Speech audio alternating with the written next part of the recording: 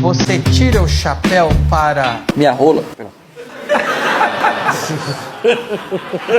Você tira o chapéu para agressores de crianças? Lógico que não. Por quê?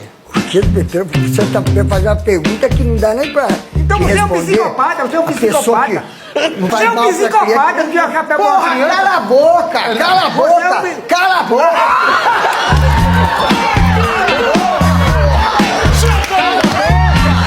Você é muito chato, porra. Bota a ordem aí no... Senta aí, ó, chifrudão também. Senta aí. Bota a Olha a pergunta aqui. Outra coisa que você fazer pergunta, você não é o motivo. Sente a paz desse lugar. Dá vontade de ficar. Calma aí. Foi uma festa, hein? Você Calma fica aí. chamando esse viadão bolinho aqui? Calma aí.